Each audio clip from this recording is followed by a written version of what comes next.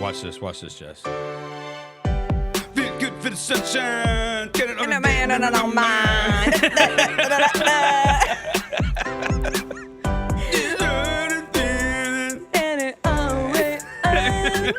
Wow, how do I hear this song every day and still don't know the lyrics? You know what? I mean, that's a testament to my lyrical issues. Yeah, I have heard it a bunch too. Like, obviously, not as many times as you have. And yeah, I don't either. You know what? Let's see if CJ could do it one day. That's a good test. Yeah. That's a good test. Yeah. Karaoke. Show intro karaoke. Show intro karaoke. My husband just texted me. He's mad at me. Why? I forgot to tell him I made it safely. Oh, yeah. So here we are. I did not forget to do that. Oh, aren't you a better partner? Oh, Jalen didn't forget either. Well, sorry. Jalen, that's right. My nose was cold. We are thoughtful, significant My nose was others. too cold to fair. text. No, that is fair. I had to get the baklava. The baklava. Yeah, I had to wear one of those. Sorry, what is that? The Greek dessert? The thing. I know. Yeah. They're basically. Are they spelled the same? Is it like a homonym? I think so. I don't know. I pulled out a scarf from high school. Oh, there you go. And I've got this has been when we're on camera, I'll show it. This has been my ski garter for around my neck since I was like 8. Shout out. I know. It used to like cover my whole head. Now it's just like it's a sentimental piece. Sentimental value. Yeah. I watched that over the weekend. Yeah. I don't know what that is. It's a movie. I think you'd hate it. Oh. I loved it. Oh, I could contribute. Oh. Watched a movie and finished a TV series this weekend. Can't wait to discuss. Yeah. Can't wait to find out what it is. You've seen just both. Add a note to the end. You've seen both. Roser movie TV update. Can't forget. Cannot forget. It's the perfect weekend for watching TV, for watching movies, for watching sports, for staying inside. What is up, everybody? It is Monday, January 26th. It is going to be a good day. Jessica Benson with you from the Grind City Media Studios in Memphis, Tennessee. John Roser behind the glass in for CJ Hurt. Coming up on today's show, we are here after a wild weather weekend. We were supposed to have a Grizz game yesterday. That did not happen thanks to the snow and ice. We were not alone. Another game got canceled yesterday too in the NBA, but we will get into all things Grizz. Their collapse on Friday to the Pelicans. John Morant injury update. They're supposed to play the Rockets in Houston later today. Gary Parrish will join us. He's stuck in Spokane. Good old Spokane, Washington. He spent the day in Idaho yesterday. We'll catch up with Gary, talk some Memphis Tigers. That was a bad one this weekend. It was also a big weekend for a trio of freshmen in college basketball. All that and more with GP. We'll talk championship weekend, Patriots, Seahawks into the Super Bowl. I watched that man climb a skyscraper without any gear. It's a Monday. You know what we say. Brr! It's cold in here. There must be some toros in the atmosphere. I said brr. The world needs B2K.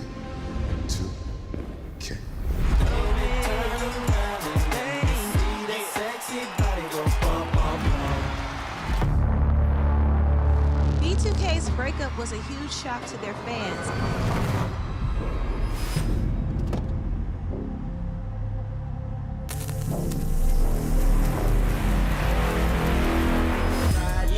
Boys for Life Tour. Kroger shoppers and Grizz fans. Want exclusive last-minute discounted ticket deals texted straight to you? Sign up with the new Kroger Buzzer Beater deal. Fans can sign up by texting Grizz to 636-479 or visit your local Kroger store in the Delta Division and scan the QR code.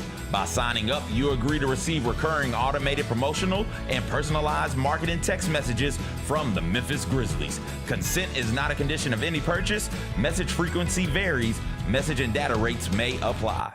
Thanks for showing up, Memphis. Nothing beats catching your Grizzlies IRL, and nobody knows that better than you. So next time you want to hit up a game, Ticketmaster's got your back with tickets to every upcoming matchup. Whether you're catching the Grizzlies at home or on the road, you'll find tickets at Ticketmaster, the official ticket marketplace of the Memphis Grizzlies and the NBA.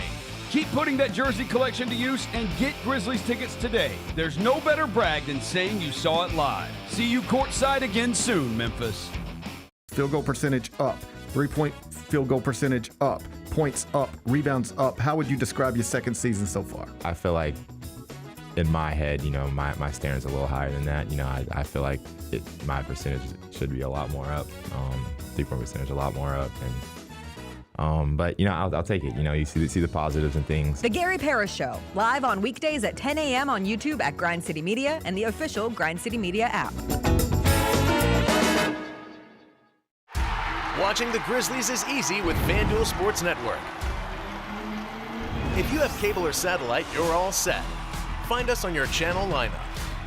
You can also use your TV provider login to watch games on the FanDuel Sports Network app. No cable or satellite? Subscribe directly to FanDuel Sports Network online. You can also watch on Prime Video by adding a FanDuel Sports Network subscription. Not sure where to start? Visit FanDuelSportsNetwork.com to learn more. The Grizzlies are the one thing everyone in the family can agree on, so join us every Sunday this season for Sunday Family Fun Days. It's a steal at just $35 and includes a ticket to the game, a $10 food voucher, post-game free throws on the court, and a meet and greet with mascot Grizz. Space is limited, so grab your tickets now for this unique experience your family won't soon forget. Go to grizzlies.com/Sunday and have a fun day.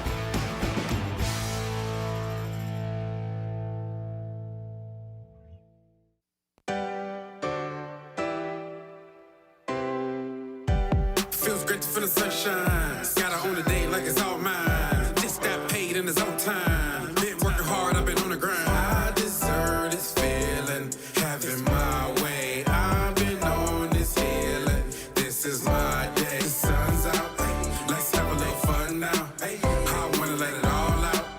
That's what it's all about. Cause I deserve this feeling, having my way. I deserve this healing. This is my day. Grind City Media presents The Jessica Benson Show with CJ Hurt. Live from the Grind City Media Studios on YouTube at Grind City Media and the official Grind City Media app. What's up, everybody? Happy Monday. We are here. John Roser and I made it. Downtown living on this cold and it's not Big snowing brr. anymore. The sun is out. It is.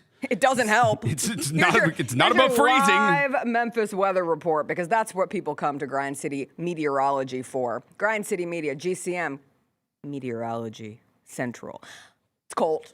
It's cold. I would suggest if you don't have to go outside, I wouldn't go outside. It's 8 degrees. Yeah. My little phone told me, although I have learned, along with many people, don't trust your phone weather app. Many times over the weekend, my phone weather app said it was snowing, and I'd look outside. There's no snow to be found. And this is the real. This is the plight of the four-eye human being.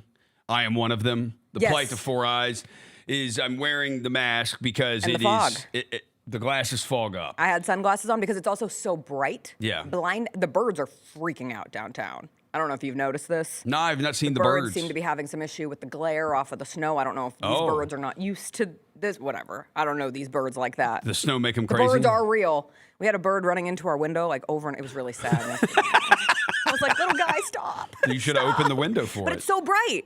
So I wanted to wear my sunglasses, but I Yeah. had this handy dandy neck garter that Sentimental value neck garter. I've had since the 90s, still works. And Shout I out had to my the scarf 90s. all wrapped around, and I had my big fur coat still on, which has been the best rental that Yeah. I've decided to make in a minute. And we made it through.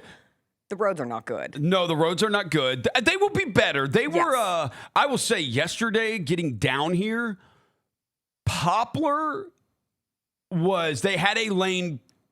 They had kind of a lane. You could see road, like Yes. on Poplar. Park, no. Poplar, yes. You could see. They clearly said, the city of Memphis said, the road we're going to try to clear first is Poplar Avenue. Which is Clearly, smart. it is the biggest street in the city. It's the Seems like a longest good street in idea. the city. That's the one you want to be clear. And they were out working on it yesterday when we were on our way down here, which I thought was good to see, because that's right when it all stopped. Yeah. So it was good. They said, okay, now it's all stopped. Now we can really start to work on this.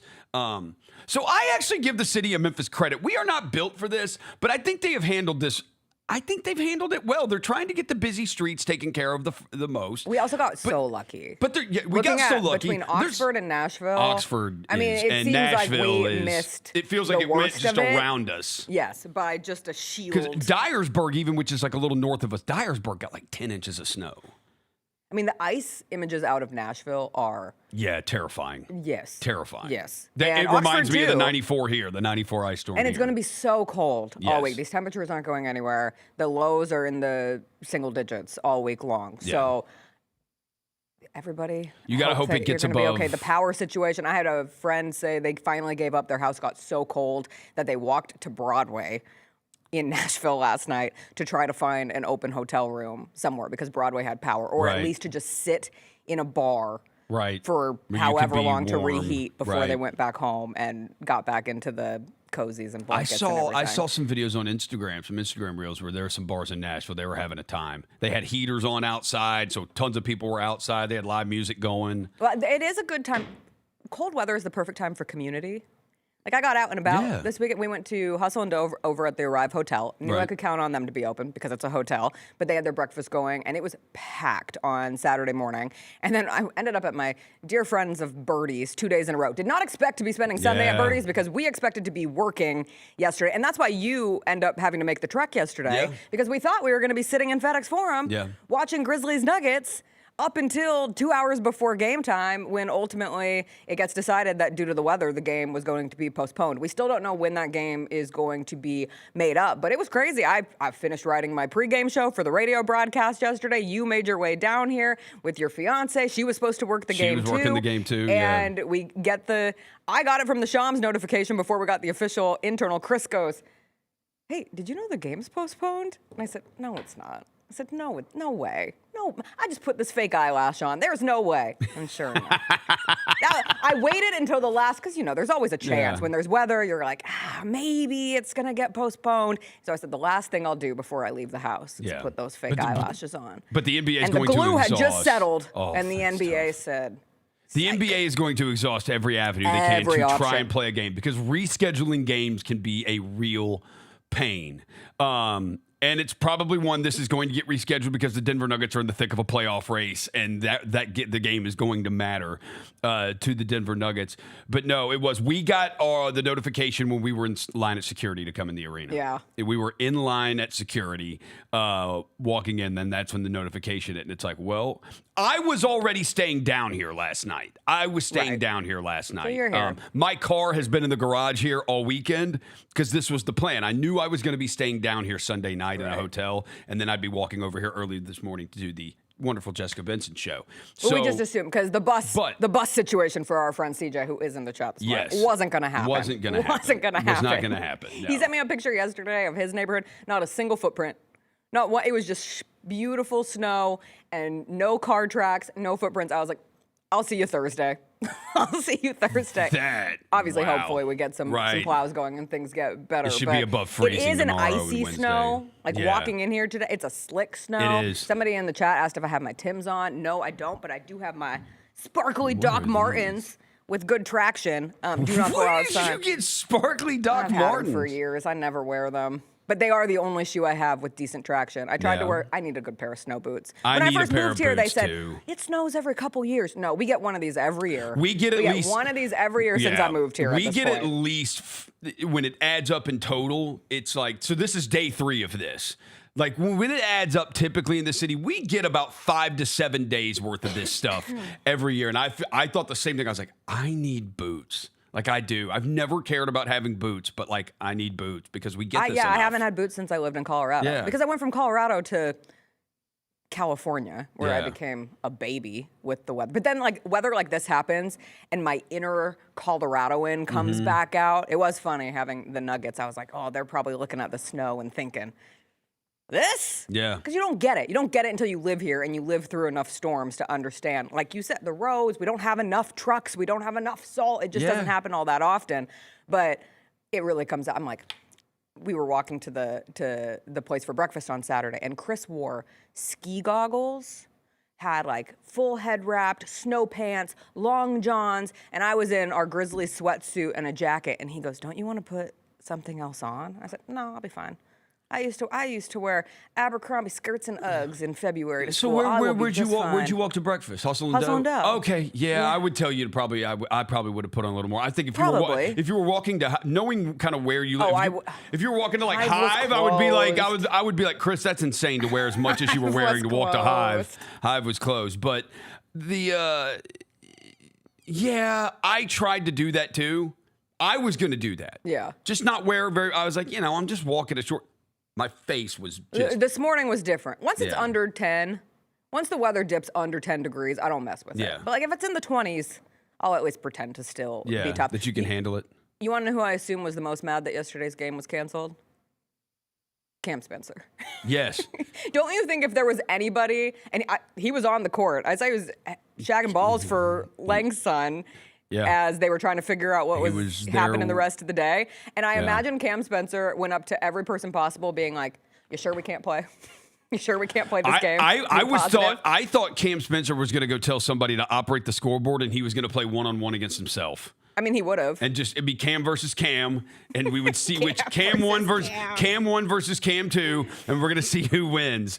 He was there on the court shooting when I got there, and he was there when I left. Still, of course he was. Yes, of course. Cam Spencer was the most upset that there was not. He was going to play best, and so like he was planning on staying there shooting for like hours and hours and hours. He was planning on it. Ugh. Because once it got word the game got canceled, it was thought they were going to fly out to Houston later that afternoon. But obviously, believe they're flying today. We'll get updates throughout the morning. But they are still scheduled to play the Rockets in Houston tonight. And you know the NBA would really like for that to happen. Yes. Because they also had to cancel the Mavs-Bucks game yesterday. The Mavs sat on their plane for hours trying to get out of Dallas, and they were able to get the big one in. You know they were so focused on that Mavs-Lakers game with Luka's return to Dallas, which was a big-ticket item, and I know that Dallas, at least that night into day, didn't get quite the winter weather that was anticipated, and so all the fans were able to get out to that game. It wasn't like a ghost yard for Luka's return game, but then they ended up having to fly to Milwaukee the next day, and they never got there. They never got there. Because if we're not built for this, Dallas has tried to recover because in 2021, people died. It was horrific. It was a really, really bad situation. So, but yes, they are like the prototype of why you take this thing seriously when you get I saw a lot of people trying to dunk on the meteorologists and the weather services, and I'm like, man, they're doing their best. And look at Nashville. And look at Oxford. And I have friends in the Northeast who are snowed into their places today. Broadway had to cancel shows yesterday. Do you know how bad the snow has to be for that to happen in New York? It rarely happens. This is some day after tomorrow stuff. Yeah, so stay warm. Where's Dennis Quaid and Jake Gyllenhaal to save us Where all? are they? Where are they? What is Jake Gyllenhaal up to? I don't know what What is Dennis Quaid up to? He's probably playing an unapproving father. Well, his son in is some on movie. His son is on The Boys. Oh yeah, the show on Amazon. Yeah. But what is he doing? I don't know. He's probably looking over scripts to play some unapproving father. Parent Trap Part 2. He does not approve of his daughter or son's choices in life. See what he's working on. Dennis Quaid at the moment. Upcoming project. I Can Only Imagine 2. Bart Millard, lead singer of Mercy Me, faces a personal crisis at the peak of his success. What is he? I don't know. Oh.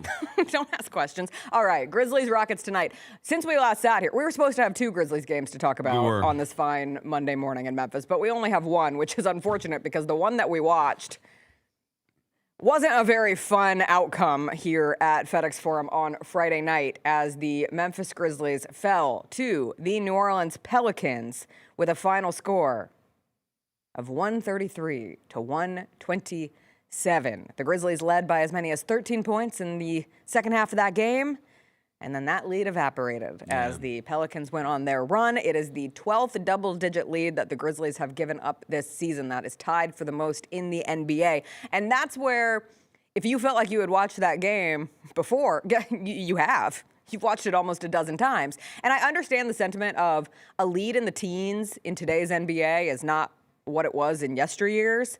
Like, a lead can go like that. 10-point lead, 15-point lead, a 20-point lead. But when it happens over and over and over and over and over and over, it becomes a feature of this team. You know, like we've seen this happen. 2 features, giving up double-digit leads and turnovers. And the turnovers bit him again. 19 turnovers, 27 points off of those turnovers. That has been something that has really plagued this team over the last few weeks. No, they're bottom 10 in as of like 2 weeks ago when I looked at it, we were 21st or 22nd in points off turn and giving up points off turnovers allowed. And we talked about it on the double post how this is not just a Tuamasi Salo Grizzlies problem. This was happening last year with Taylor Jenkins, too. Like, the points off turnovers that they give up, like when they turn the ball over, you score on them. it has been an issue. It was an issue under Taylor Jenkins last season. It has been an issue under Tuamasi Salo this year. I have no idea what causes it or why it is that way, because you'd say, well, they didn't have Ja. Well, like, Ja turned it over 5 times against the Hawks. Like, it's a problem. It's been a problem when he plays too. And he took responsibility for that after the Hawks game, but like, I don't really understand why they turn it over so much or why they just give up the points. It's like, do they not get back? You would have to then dive deeper into where do they turn the ball over on the court the most that then allows teams to score points off of these turnovers. Because you would tend to think that these are not just dead ball, like throw the ball out of bounds and the other team just gets inbounds the ball and you set up your defense. It feels like these are live ball turnovers. And then it's your transition and then it's defense. transition and then defense. What came first, the chicken or the egg, or what is worse, the turnovers or the transition defense? And I think Coach Isolo was asked specifically about that after the game, and he deferred to the turnovers being the biggest of the problem and just how unnecessary several of them are. And when we were talking on the double post, like the idea of there could have been 10 more turnovers in that game. Like one of the most athletic plays of the game was Gigi Jackson jumping up to save a pass. Yeah. And there were a couple of those that were almost the airmail to the fans. And it just happens constantly. Well, even like the final possession that we had, like one of the final ones we had where the game was still kind of, the game was still hanging in the balance. It was like Ced going one-on-one against Zion. And we talked about this. Ced strong, but he's not Zion strong, and so Zion bumps him. Ced starts to lose the ball. Cam Spencer struggling to get around a screen so Ced can hand him the ball. He almost turns it over getting the ball to Cam Spencer, and then Cam Spencer gets stuck, and he almost turns it over trying to throw the ball over a Pelicans player's head to get it to Jock Landale. So even on that play, it was just discombobulated. Disconnected. Messy. I will say, if anybody can trade for Saddiq Bey, we are coming up on Valentine's Day. He is a promotions department dream to have during Valentine's Day. Everybody wants a Bey. Everybody wants a Bey. Everybody wants a Bey, especially when he plays against the Grizzlies. Although we looked up his specific totals against the Grizzlies and we decided not to yet give him official Grizz killer status. But 36 points from Saddiq Bey on a Friday night doesn't feel good. So it was a night of number twos. That was the second most career points that Saddiq Bey has scored. He had a 51 point. He's had a 51 point game. Never had a 40-point game, but he's had a 50-point game and now a 36-point game. His second career best. Also, Jock Landale's second career best with a 24-point game. So a night of number twos. His career best, which is 26, his career which he best scored is 26. earlier this year, which was a career-tying 26 against points. the Denver Nuggets, who we did not get to play yesterday. And it all comes back around. Comes back. It felt like Jaren Jackson Jr. and Jock Landale were going to combine for 80 points in that game, and then both tailed off. The Grizzlies, again, got to the point where they're just shooting threes. Yeah. Like they got a little three happy. We've seen this. It kind of is what Jaren is. We've seen this a couple of times this year, and we've seen it over his career. Like, Jaren had 20 points in the first half and then 6 in the second half. And there was another game like a couple weeks ago where he had 21 in the first half and ended with 23. Yes. Jaren's not a demand the ball guy. And so I think that's kind of what happens in the second half, how it just kind of gets moved away from him. But yeah, like it stinks when you've blown this many double-digit leads because you feel like it stinks to lose to the Pelicans. Like, it's not a good feeling to lose to the team with the worst record in the NBA. No, it's not. That's a hard one to get over. Because they've got... On paper, they should not be the worst team in the NBA, but they are. Like, Jordan Poole took like a freaking 30-foot fadeaway step-back three with a hand in his face late in that game, and it was just one of those that was like, I know I'm about to come out of the game. I'm getting this shot up right here. And they got a couple of those. You can see with the Pelicans, it looks discombobulated. Like, it's like, you see the talent, though, and the individual talent on the team. He's got loads of... Really Trey promising. Murphy... Derek Queen is promising. I understand... Murphy is awesome. Yeah, Murphy's great. Yeah. And they're not going to trade him. They're not going to trade him. They should, but they're not going to. Not trading any of those guys. They're all in on the development of Fears and Queen. And then, according to reports, they're planning to keep Zion, Murphy, Jones. It feels like they're trying to trade around the edges. They're trying to serve two masters. the development and also the win now. The win now is not going well. Is not going well. And they don't have their first round pick next year. That's an even tougher place to be. They traded it to the Hawks. So when you're comparing tough places to be, remember that the Pelicans do not have their first round pick. All right, we got to take a quick break. We'll come back. We did get a John Morant injury update over the weekend as well. John Morant injury update, Giannis Antetokounmpo injury update. We'll talk a little bit about what else transpired around the NBA over the weekend. And still ahead, Gary Parrish will join us. He is trapped in Spokane, Washington, where he was at a Gonzaga game over the weekend. We'll catch up with GP all after a break. How are you able to release and have an instrumental song become a huge deal? And I forget who the disc jockey was, but he put the wrong side on. He put the Green Onions by mistake and played the B side instead of the A side. No! And that's when the change happened. These people started to call the station and say, play that song again. The Chris Vernon Show, live on weekdays at noon on YouTube at Grind City Media and the official Grind City Media app. Let's face it, there's a lot of trash talk in basketball, but the great teams let their performance do the talking. Like Ford F-150 with Pro Power on board, a class-exclusive industry-first feature that turns your truck into a mobile generator and leaves the competition speechless. Ford F-150, official truck of the Grizzlies. Greatness starts here at your Mid-South Ford dealer. Class is full-size pickups under 8,500 pounds, GVWR.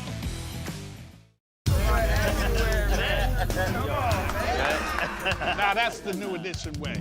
I feel like there's another level we can take it to. What you think, Mike? 2 steps ahead of you, Slick. What's good, bro? What you doing, man? I'm in. Woman, you don't even know what I'm getting ready to ask you. Here's the vision. All 3 of us on the same stage every night. Gonna be crazy. No barriers, no separation. It'll be like 9 kings and a queen. The next level starts now. Thanks for showing up, Memphis. Nothing compares to catching your Grizzlies IRL. And that all starts with buying tickets at Ticketmaster, the official ticket marketplace of the Memphis Grizzlies and the NBA. Ticketmaster gets you to the game so you can catch every highlight. Put that jersey collection to use for the next game and get Grizzlies tickets at Ticketmaster. Whether they're here at FedEx Forum or on the road, Ticketmaster's got your back when it comes to scoring tickets. And there's no better brag than saying you saw it live. The long goodbye begins. A very special evening with Journey. Final Frontier Tour.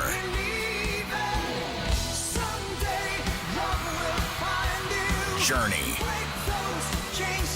Tickets are on sale now at journeymusic.com. Your chance to say goodbye to the songs that changed our lives. Journey. Final Frontier Tour. Grizz Nation gets set for tip-off 1 hour before every Grizzlies home game with the warm-up show. Get the latest news, notes, and analysis live from courtside at FedEx Forum. Who's going to be the tougher team that rebounds and prevents second-chance opportunities? Join me, Lang Whitaker, along with Michael Wallace, Jessica Benson, and other personalities from Grind City Media, Memphis, and around the NBA. 1 hour before every home game, live at Grind City Media on X, YouTube, and the official Grind City Media mobile app.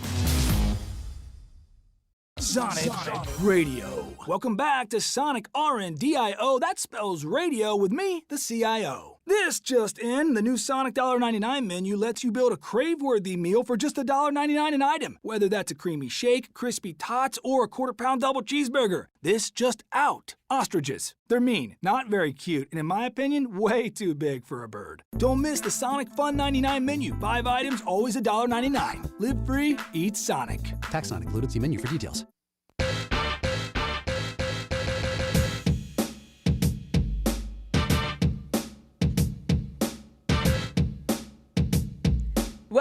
Welcome back. As our chat has pointed out, the Pelicans did beat the Spurs last night. So, you know, they get wins. They have 12 wins now on the season. You don't want them to win too many because they're chasing the Grizzlies. Grizzlies in 11th in the Western Conference. We don't want them to catch the Grizzlies. That depends on what you All think's right, going on. I mean, put those fingers down. I talked about this Friday. I know about you this did. Friday on the Chris Vernon Show. I know you did. We're not there yet. Okay. We're not there yet. Yeah. They're 18-25. They play the Rockets tonight in Houston. We'll see how it feels. Who they've actually been playing better. Yes, they have. They went on a little bit of a well, they just beat the Pistons. Yeah, they beat the Kevin Pistons Durant on the road. Back to back. He had like 66 points in 24 hours I love or 48 Durant. hours. That would be insane. I love him. I do too. I do too. I think there's a time when he talks so much trash to people on Twitter, and then he starts talking to people courtside. I was going to say courtside was the conversation over the weekend. And I think when it first starts, and even maybe after a year into it, people are like, "You see, KD, this is why you haven't won titles since you haven't been with the Warriors," and people hate him for it, and they're like, "He needs to pay more attention to basketball." And now I think it's grown into there's a real appreciation for it. Yes, he even came to the defense of, because the Inside the NBA crew was back and immediately reminded people kind of some of the discourse that we don't miss necessarily because they dunked on I think it was the Wizards-Hornets game where Chuck said, like, if you went to this game, you had nothing to do today. And Kevin Durant even quote tweeted that and was like, did y'all laugh? Did y'all laugh? You find that funny? It's not funny. Yeah.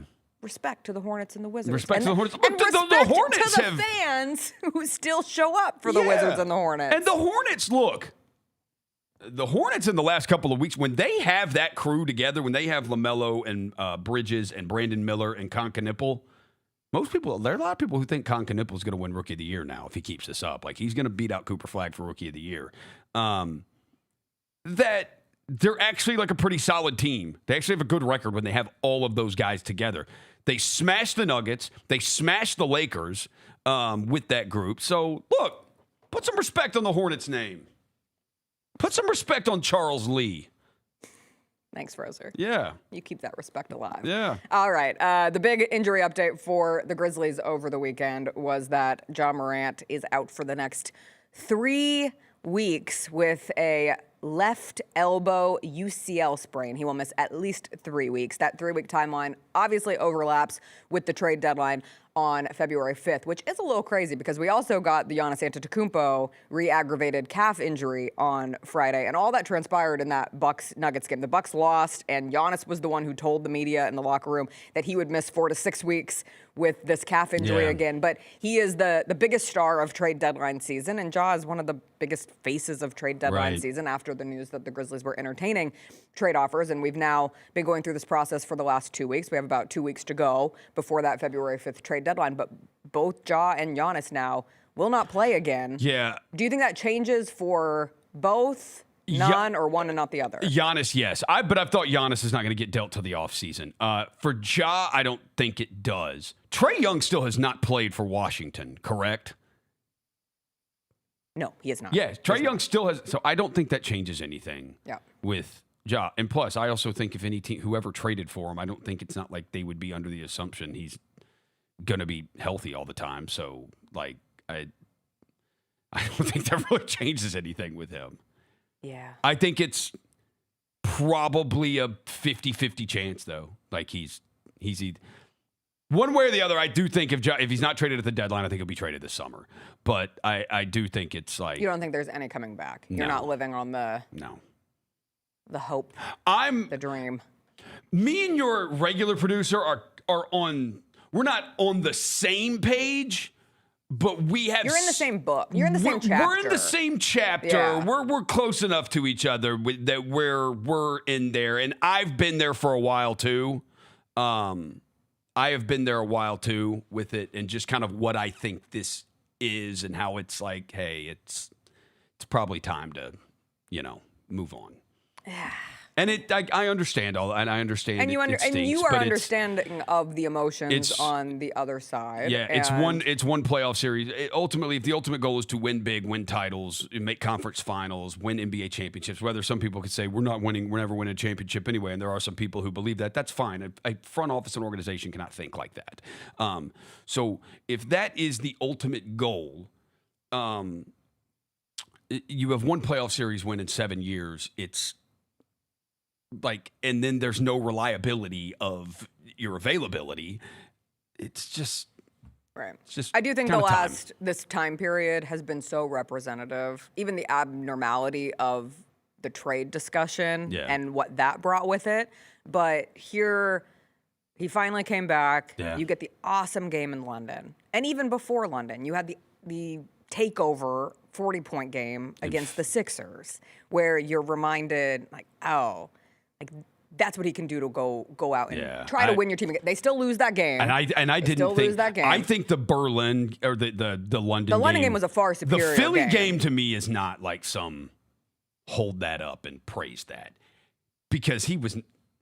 I mean, during that game, he's literally telling his teammates, get out of the way, get out of. It was still weird. But you still want, when you're watching a team that struggles to finish no. games. Absolutely, because he has finished a couple of them. The Phoenix game, the Pelicans game on opening night, he has. No, there's no doubt about it. But from a totality of a game, from a quarterbacking this offense, from a setting the tone of the game from the jump and saying this is my game and we're going to play the way that I want this to go and this team is going to follow suit. The game in London was a perfect example. And then also the game against the Hawks, which ended in a loss. So if that is that's where I'm an emotional person. Yeah. I have feelings. I do too. If that was the last game. We're human. It hurts. I was like over the weekend just thinking, God, if that really was the end. Yeah, right. It stinks. Again, seeing all the fans were awesome in cheering for him in that game, in the opening, player introductions, the roar of the crowd was, effectively, noticeably more for him. When he got into it with Gay in that moment, crowd was behind him, and then they lost. And then now he's injured again, and that is the sad winding tale of this. And we don't, And we don't really know, like. And it's a reevaluation in 3 weeks. So that leads you to believe it's probably looking at 4 to 5 weeks, 6 weeks, 4 to 6 weeks more likely. And for those of us who sit here thinking, we saw whole team is 4 to 6 weeks for 6 minutes in Cleveland, and those 6 minutes in Cleveland gave a lot of people a lot of hope. But eventually, you'll drive yourself crazy if you're searching for the 6 minutes in Cleveland, and they might not happen again. And then this if you're season. adding into that the fourth best guy who you're expected to be is Ty Jerome, those guys have played 0 minutes together. It does lead you to, I've said this, if they have their team and they are healthy. I'm convinced they're a good team. I'm convinced they're top 6, top 5, top 4 in the West if they have everybody. Yeah. But they just don't ever have everybody. They literally have not had everybody this year at all at any moment. It's just, it stinks. It's depressing. It is. I get it. And it's double depressing. Yeah. Memphis Tigers are depressing right now. I don't know if you tapped into that game yesterday. So I've thought about this because I compare, you compare the eras in the Grizzlies. And the reason, as someone who was like, I was so attached to that grit and grind era, and why there's 2 realistic times I thought they could have made the finals. Mm-hmm. I'm like, if things broke and it's actually not the year they made the West Finals. That's actually not even one of the years I think they could have made the NBA Finals. They were not beating that Spurs team at all in the West Finals. But it was the first year, the triple overtime game against Oklahoma City. If they don't leave Harden open in the corner, I think they win that series in 6, and then they could have beaten Dallas because they owned Dallas in the regular season and made the finals. And then I think there's another, I think it's 2015. 2015, I think they could have made the final. They had a realistic chance. I think if things broke their way, they could have made the finals. But I do feel like they maximized that era. Like they did what they accomplished what they could really accomplish. And that's where it feels because of the injuries, this era, Grizz Next Gen, Big Memphis, whatever you want to call it, because of the injuries, they have not gotten the chance to totally maximize what it was. And that's the disappointing part. That's what's upsetting. Yeah, I think that sums it up. And for me, I missed out on the prime grit and grind years. I got here in 2016. I got here right on the end, the take that for data trip to San Antonio. And you weren't here for Lionel and Jaeger. No, and it was the beginning. Yeah, it felt like the beginning of the end. And then it quickly was the beginning of the end. But then it was such a short period. Everyone all of a sudden I move here and they say, get ready. This team's going to enter a rebuild, and that's a tough time. And I was like, I'm going to be here 2 years, whatever. It doesn't affect me. And now 10 years later, one of the things that kept me glued to this city was the quick turnaround promise of the Grizzlies drafting Ja Morant. And so I have clung, like many of you, to the idea of, God, it cannot end like this, because the hope was there and the promise was there. And that series against the Warriors felt like, yes, you lost, but man, surely they're just going to keep being back around and competing for, or at least having an opportunity to compete in the West for many, many years. Yeah. And now it's been a bummer ever since. Because what happened, so 16-17 was the Fizdale, the first Fizdale year. I believe it was 16-17. And then Jaron got drafted. And then 17-18 is the first year of the rebuild. That is when, I believe 17-18 is when Tyreek Evans was here, Ben McLemore was here. They let Tony and Zebo go. And they had Wayne Selden, who are the two others? Ben McLemore, Tyreek Evans. Wasn't that the Rich Brooks year? I think so. 17-18 was Dylan's first year. That was Dylan's rookie year. Then 18-19. Dylan Brooks and Ivan Rabb. 18-19 is Jaron's rookie year. And so you essentially had 2 years, and that's the year you trade Mark. You trade Mark in 18-19 at the deadline. You trade Mark, you keep Mike. You end up being slotted 9th, but you hit the lottery and you move up to the number 2 pick. Ja's career, the Grizzlies start out with Ja. You get Taylor Jenkins in here in 19-20, and it starts out, and they're like, I think we were like 6-20 or 8-20 in our first like 25 to 30 games, something like that. First 26 to 28 games, we were like 6-20 or 8-20. And then it just starts to flip. It starts to flip. Something clicks. That rookie year with Ja clicks. And they end up making a big run, and they're in like the 8th seed in the playoffs. They go to the play-in, they go to the because that's the year COVID hits, and it's like, holy crap, that was essentially a 2-year rebuild, and now we're actually good again, and you feel so lucky again, and you feel so lucky. You're like, wow, I missed one of the worst feelings in sports, which is when your team year after year is trying to get to the point where they're competitive again, and you almost felt like you cheated the system. Yes.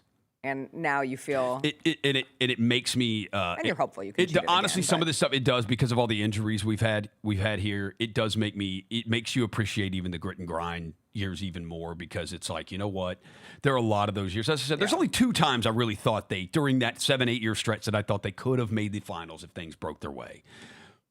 But the rest of it's like, I knew they weren't making the finals or winning a championship, but like, damn, like I loved watching those guys play together. Like they were competitive, they had fun, they had fire, and it just, because of injuries, it's kind of just been stripped from this era of Grizzlies basketball. And it'll be marred, and it's crazy because that 2021-2022 season, like if you went and asked people, honestly, truthfully, how that season made you feel, you'd be like, God, I was so alive watching the there Grizzlies needs play to basketball. be Even for the people who said maybe they're talking a little too much talk for a team that doesn't have a far run in a playoff, that has one playoff series, or that was the year where they get the one playoff series win over the Timberwolves. But for the people who were annoyed by the walk-off interviews and the overall kind of like sense of swag that the team carried with them, and now you take me back. Give me one more shot of that, and just ride out how much fun it was when it was happening, because you are reminded so quickly in sports, unless the Grizzlies are not unique. No, they're not at all. They're not the only. Sports are sad. Yes. Sports are nothing but misery and woe. Only one team wins it all. The Denver Broncos had to watch a team score 10 points yesterday and make it to the Super Bowl over them because their quarterback broke his ankle going into the AFC Championship game. And because Sean Payton didn't want to kick a field goal. Because Sean Payton didn't want to kick a field goal, and then a blizzard hit in the 3rd quarter. Yeah. Did he not have weather radar? So was he unaware that the snow was coming? Are we going to do that now? Are we doing the Tigers? No, we'll do it. No, we got to get to Gary. Okay. Except, hold on. Gary just texted me. Let me make sure we're getting to Gary. He's on Zoom. All right, we'll take a break. We'll get to Gary. We'll talk all things conference championship weekend, because I was thrilled for Sam Darnold, and I was PO'd at the Denver Broncos, who now force us to watch the New England Patriots return. I didn't realize buried deep within me was that continued hatred of the Patriots. No. I thought it had changed. I was like, it's a new coach. It's a new quarterback. I got no interest in watching. And I watched him win yesterday. I'm like, I still hate the Patriots. All right, we'll get to Gary Parrish. The Tigers had a bad weekend. We'll only talk a smidge about that with Gary Parrish. Maybe we'll turn our attention. Maybe we'll turn our attention to some exciting young prospects from the college basketball game. There were 3 40 pieces from freshmen in college basketball on Saturday. We'll talk to GP about all that and more after a quick break. The heaviest metal credit card of all time. Rumored to be one of only 18 in existence. Plated with the very same tungsten that forged the International Space Station.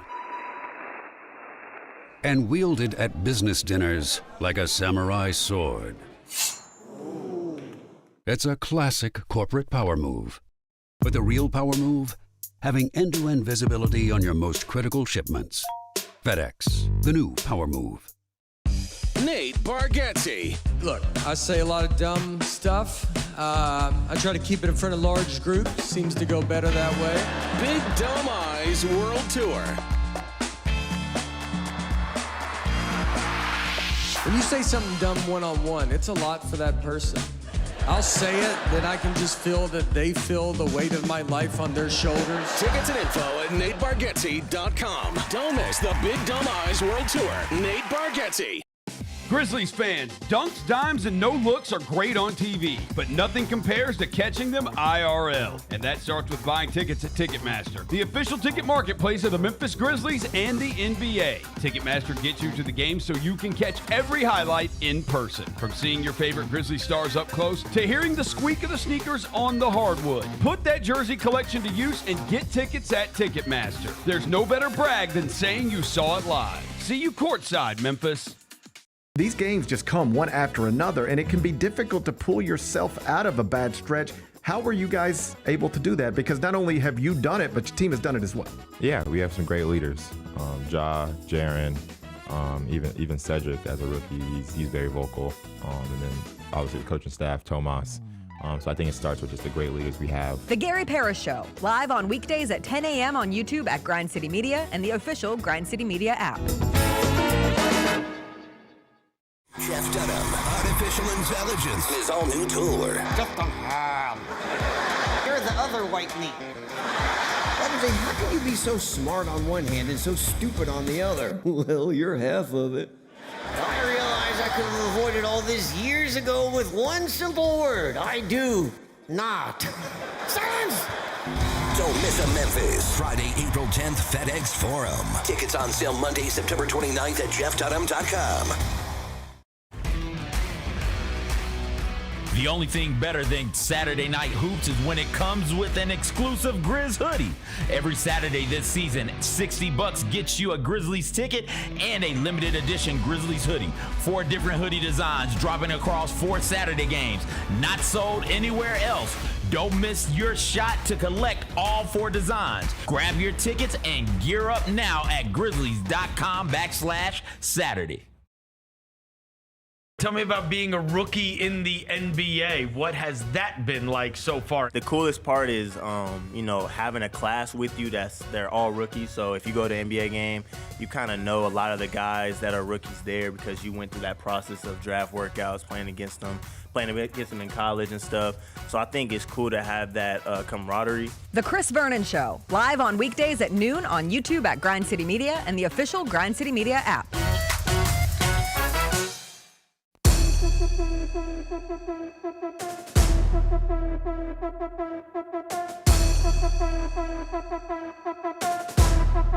Welcome back. It is 6:46 a.m. in Spokane, Washington, but that will not stop Gary Parrish from joining us, not in studio, but live from the Pacific Northwest. It's still dark outside, Gary. How's your trip?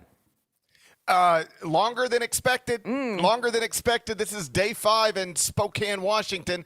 I thought at most I was going to have parts of 3 days in Spokane, Washington, but it's now been parts of 5. We'll see if I'm still here this time tomorrow. The plan is not to be, but the plans haven't gone so well since really about last Thursday. Yeah, you've had a time. I'm glad you at least got your equipment back. That's a step in the right direction. And you got to explore not just beautiful Spokane, the Lilac City as it's called. You went to Idaho yesterday, and I'm curious how your time in Idaho was, Gary. It was pleasant. I just, at some point I realized, I'd never been to Idaho, and it's just right over yonder. And, what if I ever end up in a conversation with somebody and they're like, man, have you ever been to Idaho? And every time I have to say no, but I can knock that out today. And I don't have anything else to do, really. That's the thing about getting stranded somewhere you're not supposed to be is often it just kind of just clean up your day. And so I was like, you know what, I'm going to get an Uber and I'm going to go to Idaho and have lunch. And so I went to Idaho and I had lunch and everybody seemed real pleasant. And now if I ever end up in a dinner party or something and somebody randomly says, man, has anybody here ever been to Idaho? I'll be able to raise my hand. And it won't be a great story. It's like an Uber ride, a hamburger, some fries, and then another Uber ride. But I enjoyed the Uber ride. Like, I watched some Instagram stories and stuff on my way. It's one of those weird things where you realize where you grew up and where your family is from can impact the time spent in states that other people might not spend a lot of time in. Like, since moving to Memphis, I've now spent more time in Alabama and Mississippi and even Georgia or South Carolina than I ever expected to, or certainly Tennessee. But I have family in Idaho. My grandma lived in Lewiston, Idaho for years, so I spent a lot of time going to Lewiston. I have family in Spokane, so they're right across the border from Coeur d'Alene, where you spent time yesterday. And I know you always joke, Gary, about my time that was suffered as a young child having to go to the Hawaii Bowl every year for Christmas. But that was rough. Imagine the year that my parents told me, we're not going to the Hawaii Bowl. We have to go to the Humanitarian Bowl in Boise, Idaho. That was a tough one for me. Well, now I'm trying to think if I've ever actually been to Idaho. I'm wondering if I've ever been to Boise State. Have you ever been to Boise State? I don't think so. I don't think I've Boise's ever been. Great. Boise's awesome. But I would be real upset. Whether I've been to Boise or not, I'm going to now just convince myself that I haven't. Because then that because otherwise, why would you take the Uber to Idaho yesterday? Yeah. Otherwise, I could have just walked to dinner. Walked to brunch. So I'm gonna. Whether I've been to Boise or not, I'm now gonna just say I've never been, because I'd be real frustrated with myself if I went to Idaho for no reason yesterday. But if I'm being honest, I don't think I've been to Boise. Okay. But Boise, for whatever reason, did not pop into my head when I was deciding to travel to Idaho. You haven't been to the Kibbe Dome. You haven't been to Silverwood Amusement Park. There's plenty of Idaho to still explore. Were you on SWX? Did I see? Meaning? Were you on the Mark Few show? Oh, yes, I was on the Mark Few show. Right. I did. So I went to shoot around on Saturday, and he was like, hey, what are you doing after the game? And I said, because we were going to do a live podcast Saturday night, because we didn't know what my travel schedule would be Sunday. And Norlander is in Utah for the Arizona at BYU game tonight, and he wanted to go skiing in Utah on Sunday. So I was like, let's just do a late night pod. And I said, so I've got to do that. And he was like, well, if you've got time, Mark did. He said, I'd love to, I got to do my TV show, and I'd love to have you on. And so I popped up to his office after the game, sat down with Mark Few, and did about 10, maybe 15 minutes of the Mark Few show that aired. Did it already air? I don't know. Did it air or something? I don't know. You might know more about it than I do. I don't know. It's on KHQ. My first job was SWX, which I wasn't in Spokane. Okay. I was in the Tri-Cities, Washington, but KHQ was our sister station, and SWX was and is this regional sports network that covers Eastern Washington, Northern Idaho, and parts of Montana. And so we would always have the Mark Few show on SWX for our viewers in Richland, Kennewick, Pasco in the Tri-Cities, Washington. But it's just so funny to see SWX, KHQ, still going strong. Really, they've been able to be the home of Gonzaga basketball for a long time, and that is a city that cares deeply about Gonzaga basketball. So I don't know if it's aired yet, but always nice to see the crossover editions. GCM, SWX, KHQ, you're all over, Gary. How about CBS. that? It was kind of a full circle moment for me. I wrote about this, and I was able to tell this story on the Mark Few show. I'll be real quick with it. But I can remember my senior year of college. I'm a student at the University of Memphis. I'm sports editor at the Daily Helmsman. And the Tigers have a non-league game. It's like early in the season against this little school. It starts with a G. I think they're from the Pacific Gonzaga? Who is it? They're playing Gonzaga, I guess. And are they the Bulldogs or the Zags? What's that about? At this point in time, Gonzaga basketball had made one NCAA tournament in school history, had never won a game in the NCAA tournament. Now they're coming to play the Tigers. I, as a senior in college, am quite literally a sports writer, for a campus newspaper, but still. And I like to consider myself a college basketball fan. Gonzaga was not recognizable to me. Richie Fromm scores 37 in the pyramid. Gonzaga beats Memphis by 15. We don't even know what we're watching. We're like, is Memphis bad or is Gonzaga great? It turns out the answer to both those questions was yes. And fast forward a few months, the Zags win their first ever game in the NCAA tournament, then another one, then another one, They go to the Elite Eight of the 1999 NCAA tournament. And imagine this. If while we're sitting there press row in the pyramid, November 1998, looking at this basketball program that at this time had never won a single game in the tournament. If somebody had just floated in from the future and said, hey, you see this little school from the Pacific Northwest, the West Coast Conference that you're watching right now? Yeah, let me tell you something. You realize they've never won a game in the NCAA tournament. Yeah, that's right. Okay, starting now, they will never miss the NCAA tournament again. They will make 26 consecutive NCAA tournaments, and they will be so good in 2 of them that they'll advance all the way to the national championship game. Like, that is a banana story. And as I'm sitting there in the kennel on Saturday, I'm like, it was nearly 3 decades. The first time I put my eyeballs in person on Gonzaga basketball, I was in the pyramid, a college senior, and this program had accomplished nothing. And now CBS Sports literally flies me across the country to be on the sideline for one of their games because it's one of the biggest brands in the sport, ranked in the top 10. And once again, a national championship contender. So it is crazy to think about what this place has become. And it's I didn't plan to be here 5 days, but it's a cool place to be. But you are now. Yeah, it's funny. I think I got in a fight with a classmate in middle school about how to pronounce Gonzaga. And now most people finally have gotten to the point where they say it correctly, which is Gonzaga and not Gonzaga. And maybe that speaks to the real staying power and everything that they've accomplished on the basketball side of things. I will say that the easiest way is they're the Zags. Let's so go think Zags. Of it, they're not the Zogs. You're repeating my 12-year-old argument, Gary. No one They're says not the let's Zogs. go Zogs. We're not the Pogs. Yeah, they're the Zags. So remember that. But also, if you hear me say it, or like Dan Dickow say it, or me say it, or Mark Few say it, or me say it, or former Gonzaga assistant Tommy Lloyd, they still emphasize the gun differently than like I do, or most people outside of this area. They still emphasize the first syllable in a way that I've never quite been able to nail. Yeah, it's a Spokane special. There you go. On the opposite side of the college basketball spectrum at the moment, the Memphis Tigers lost again, Gary, 74-59 to Wichita State yesterday. Second blowout in 4 days. I don't want it to get to the point of piling on. You and I talked about it last week, but Penny Hardaway after the game said that the season is still salvageable. He was asked if the season was still salvageable, and he has to say yes, I think, as a head coach in the situation, but he said he's waiting on the big names, the bigger money guys to finally deliver. We are 11 weeks into the season.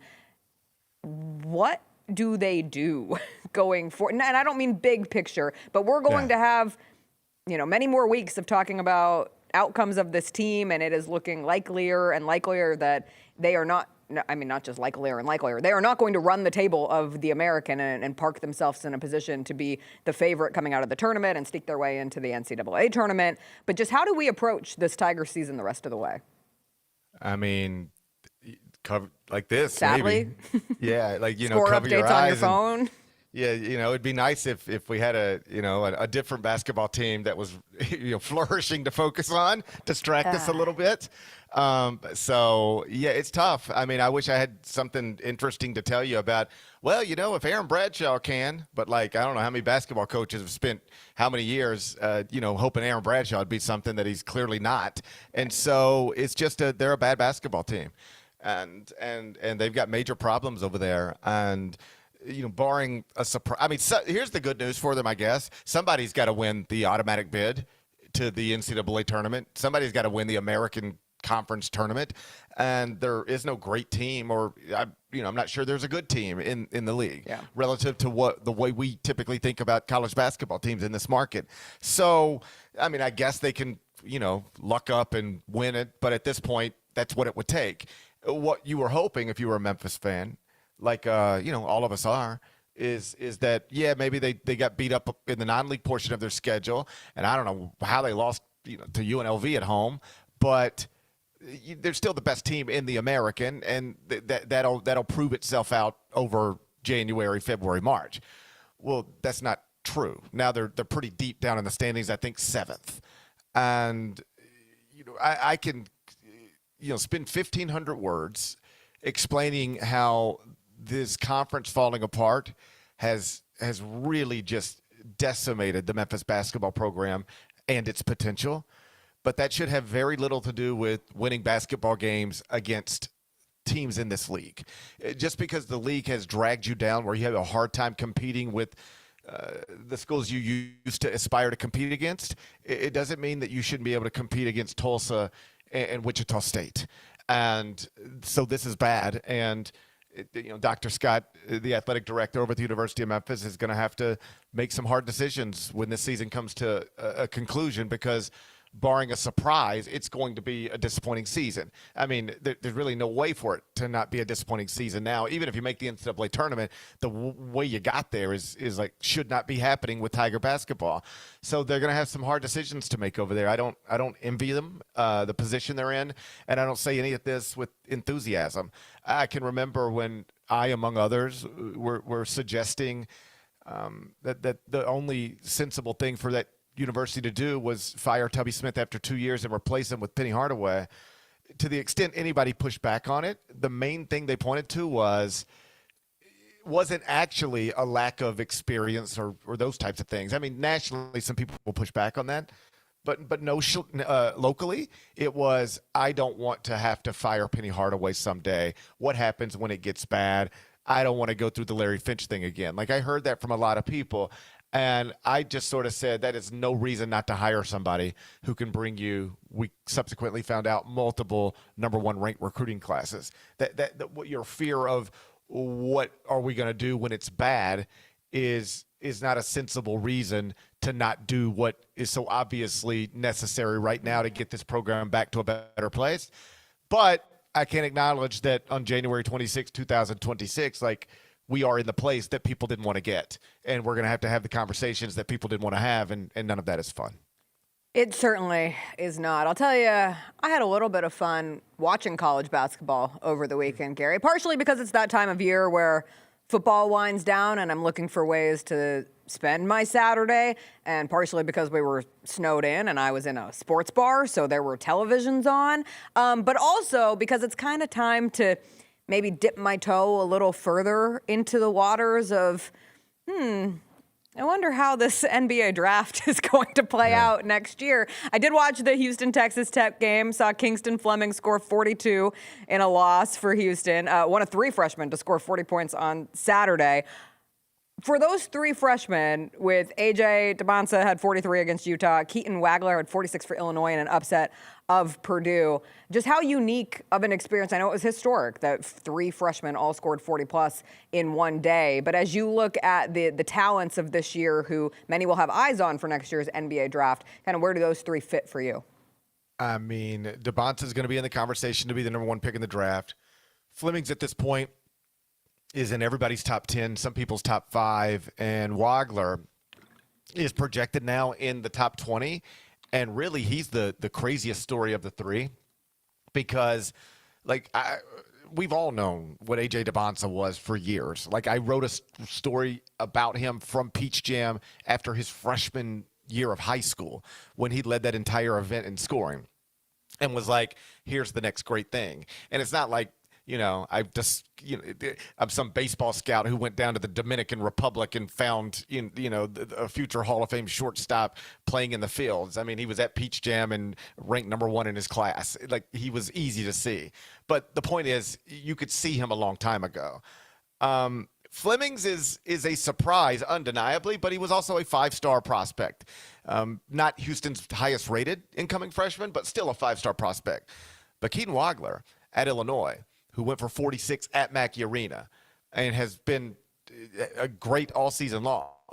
Right now, he's Illinois' leading scorer, and he was ranked 150th in the class of 2025.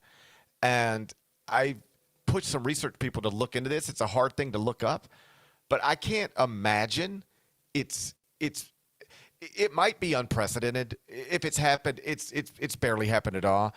And I'm being very specific.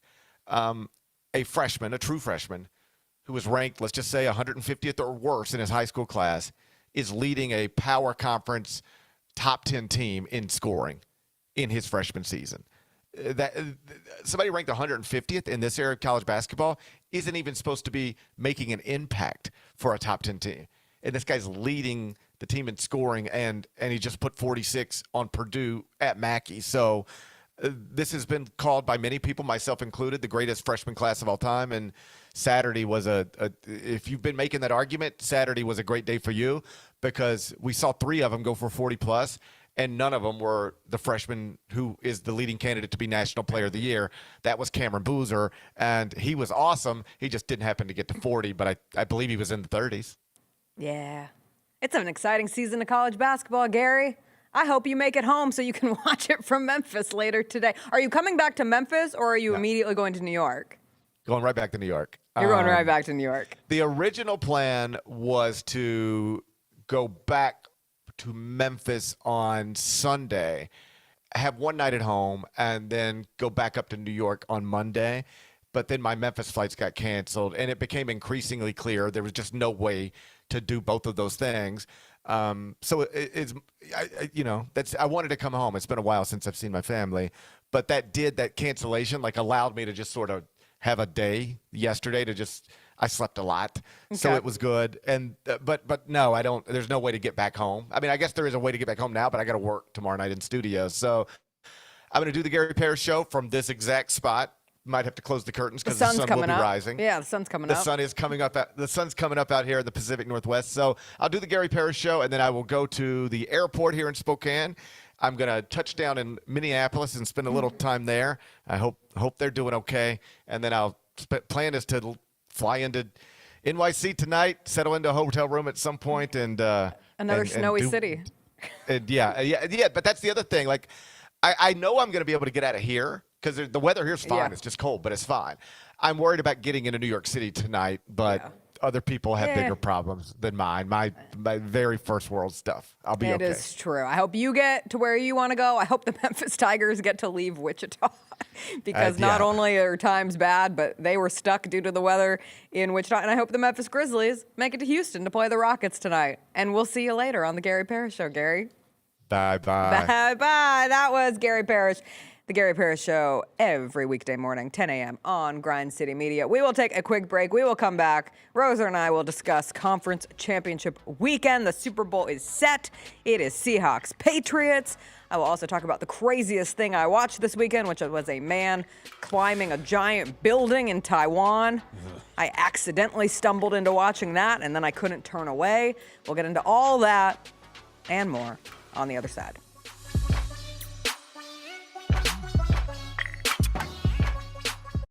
Own the 2025-26 Grizzlies season with the 10-game Flex Pack, the ultimate way to catch all the action on your terms. Choose your favorite matchups from intense rivalries to weekend thrillers and customize your pack to fit your schedule. With 10 games to pick, you'll never miss the moments that matter most. Visit Grizzlies.com/packs today to build your perfect ticket pack and cheer on the Grizzlies your way. It's your team, your season, and your schedule. So don't miss out.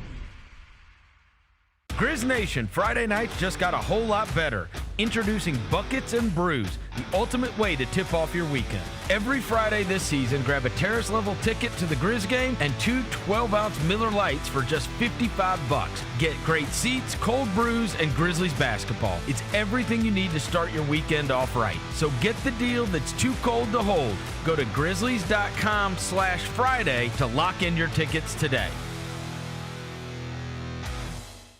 Who have you leaned on the most in terms of asking questions? Because there's always a fine line, right? Yeah. You don't want to be the rookie that's annoying people. On the other hand, you want to be a sponge. You can ask any of the guys. I'm asking, it'd be random games where I'm sitting next to Ty or Jai or Scotty, and I'm like, hey, bro, what would you have done right there? What do you feel like you would have did in that situation? Boom, boom, boom, I probably would have did this. I'm like, all right, cool, I got it locked in now. The Chris Vernon Show, live on weekdays at noon on YouTube at Grind City Media and the official Grind City Media app. Kroger shoppers and Grizz fans. Want exclusive last-minute discounted ticket deals texted straight to you? Sign up with the new Kroger Buzzer Beater deal. Fans can sign up by texting Grizz to 636-479 or visit your local Kroger store in the Delta Division and scan the QR code. By signing up, you agree to receive recurring automated promotional and personalized marketing text messages from the Memphis Grizzlies. Consent is not a condition of any purchase. Message frequency varies. Message and data rates may apply. Grizz Nation gets set for tip-off 1 hour before every Grizzlies home game with the warm-up show. Get the latest news, notes, and analysis live from courtside at FedEx Forum. Who's going to be the tougher team that rebounds and prevents second chance opportunities? Join me, Lang Whitaker, along with Michael Wallace, Jessica Benson, and other personalities from Grind City Media, Memphis, and around the NBA. 1 hour before every home game, live at Grind City Media on X, YouTube, and the official Grind City Media mobile app. Sonic Radio. Welcome back to Sonic RNDIO. That spells radio with me, the CIO. This just in, the new Sonic $1.99 menu lets you build a crave-worthy meal for just $1.99 an item. Whether that's a creamy shake, crispy tots, or a quarter-pound double cheeseburger. This just out. Ostriches. They're mean, not very cute, and in my opinion, way too big for a bird. Don't miss the Sonic Fun 99 menu. 5 items, always $1.99. Live free, eat Sonic. Tax not included. See menu for details.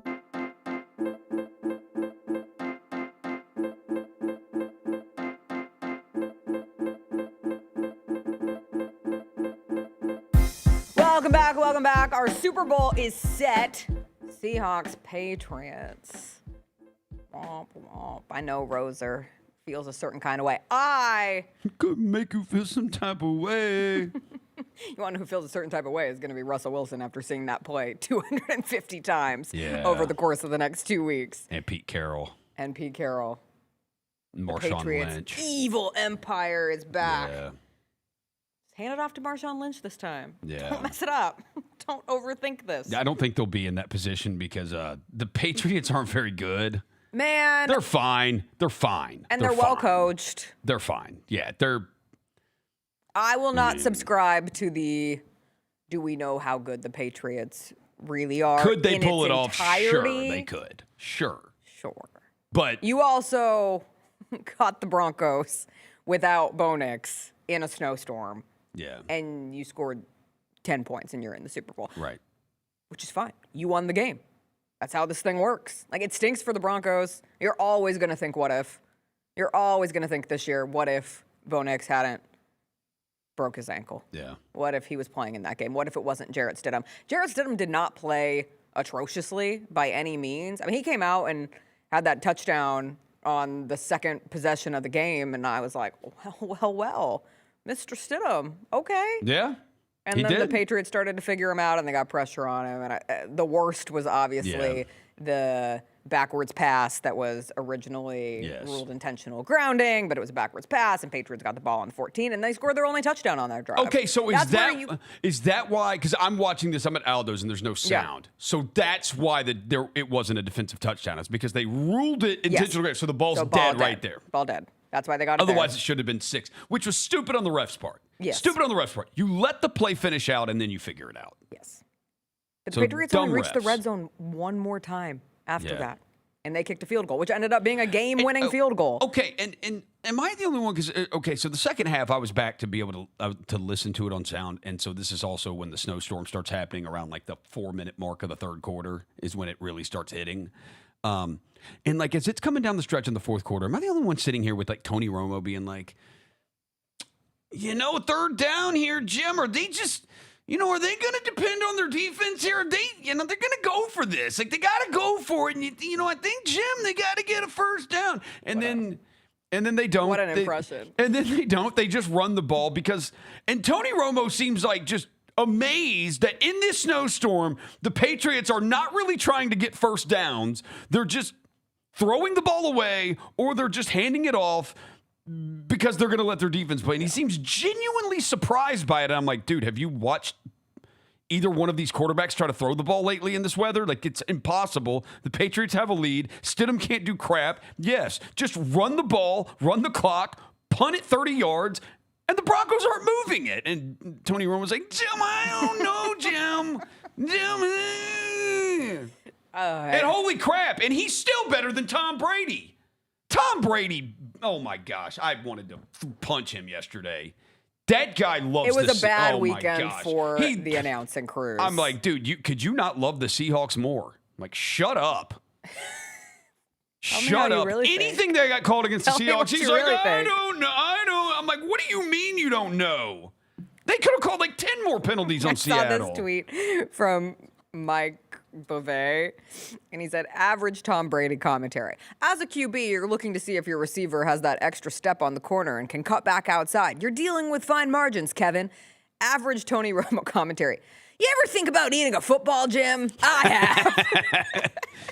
Jim, I tell you, I had a football Brady for dinner is so the other day. robotic. Brady is such a robot. Romo is a little goofy. Yeah. And both of them were, whatever. I refuse to put more emphasis on the commentary than the game itself. And I am genuinely still mad that Sean Payton didn't have them kick a field goal in that position. So that's you were the playing thing. with a backup quarterback. Did he know that the weather was going to get that bad? You have to know. Because if you know the weather's getting that everything. bad, then that's indefensible to not kick that field Now, I goal. will say, again, meteorologist over here. I talked to my dad yesterday morning, and he's in Denver, and he said, like, the change of the weather was crazy, even throughout the week. Like, originally, temperatures were supposed to be pretty mild for that game yesterday. Then it got to the point where the forecast said it was going to be bitter cold, but no precipitation. And he said yesterday morning, the sun was out, and then you could just see the shift to the gray skies, to the gloomy weather. And so I don't know if they knew it was going to snow like that, but at some point, there is a radar, and at some point you're aware that a storm is rolling in and the weather is changing, and you're already playing in a situation with a backup quarterback. Like, take the points, man. Don't try to be too cute with it. You're trying to be too cute with it. You're trying to be too cute with it, and this is not a place to be cute. Yeah. And you miss. I don't feel bad for Sean Payton though. So whatever. That guy's. I feel bad for the Broncos. I feel bad for the Broncos players. I love my guys Dre Greenlaw and Talanoa Hufanga. I love those guys. So I feel bad for those guys. And I do feel bad for Bo Nix because if they had Bo yesterday, they win that game. I would imagine. Imagine they win that game if they have Bo Nix. And that's the problem. You yesterday. sit here and you can, for the rest of your life, say, because there is something yesterday that even during the snowstorm that Drake May did that Stidham could not do, and that was use his legs. Yep.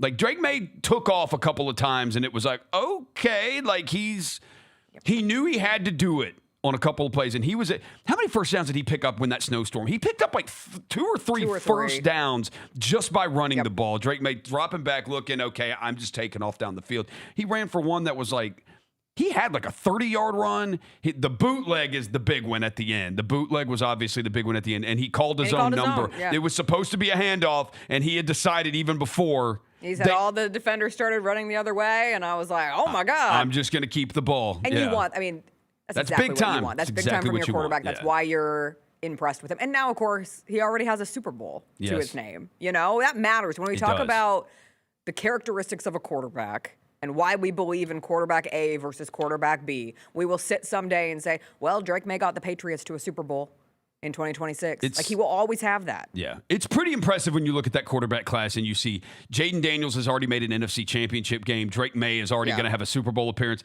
And we saw Caleb Williams very well looks like it's not going to shock anybody if the Bears are in the NFC title game next year or the Super Bowl next year. I would imagine there are going to be a lot of people that probably pick the Bears to make the Super Bowl next season. Speaking of surprising quarterback class outcomes, Sam Darnold becomes the first quarterback from the 2018 NFL draft to make the Super Bowl. So he beats Josh Allen, he beats Lamar Jackson, he beats Baker Mayfield. Incredible redemption story for Sam Darnold. Like, I'm a Sam Darnold fan because I'm a USC fan. And we haven't had another crazy stat for you. USC has had 26 quarterbacks selected in the NFL draft, the most of any school. Sam Darnold will be the first to start a Super Bowl. Okay, you have to say that, right? Because Sam Darnold was asked about this, and he said, I actually made one in 2023 when I was on San Francisco. To start a Super Bowl. And I think Pat Hayden was on a Super Bowl team, but he had a broken finger, so he didn't start in the Super Bowl. Right. So USC quarterback to start in the Super Bowl. And the fact that it's Sam Darnold, I've always been a fan of Sam Darnold's just because, one, he led me to my most exciting memory of USC football over the course of my most extreme USC football fandom, which came post-grad and beyond, and that was the Rose Bowl win over Penn State. But you just look at a guy who gets drafted by the Jets, they give up on him pretty quickly, they draft Zach Wilson, they send him to the Panthers for a package that pretty much included a second-round pick. Like, that's being sent to the quarterback graveyard. It's like, all right, the Jets gave up on you. This is the end. You're going to the Panthers. You're going to go have a cup of coffee with the Niners. You get to the Vikings. You have a great season. And they still won't buy in on you for their future. And they send you on your way. And the Seahawks say, all right, we'll bring you in. And now you've led the Seahawks to a Super Bowl. It's crazy how it all happens. How it all and it shows you that culture and luck matter a bunch. Like you've got to have a culture and you have to get lucky. There is one thing, and it disgusts me to now know this, but Sam Darnold credits Brock Purdy for a lot of this. Saying he taught me the preparation and the study that you have to do as a quarterback. Mm-hmm. And he showed me that in 2023. Then he goes to the Vikings where Kevin O'Connell, we know. The Vikings have been not won a Super Bowl. The Vikings have been a very successful franchise over the last 20 years, several playoff appearances. They've got some playoff wins. They've been a very good franchise. And Kevin O'Connell, we know the work he can do with quarterbacks. And you go there and you have that great year.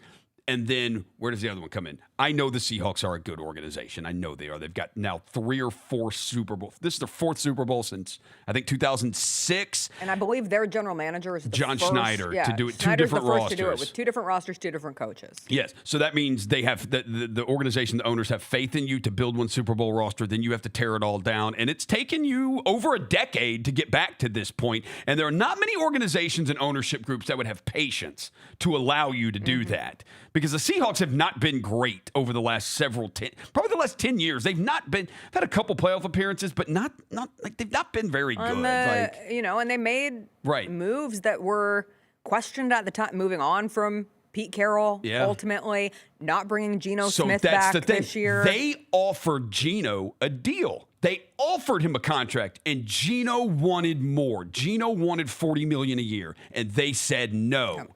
And they moved on from him and brought in Darnold. That's the luck factor there. It's like, oh, John Schneider's so smart to bring in Sam. No. He tried to keep Geno Smith. Geno just turned the contract down, and then they get Darnold.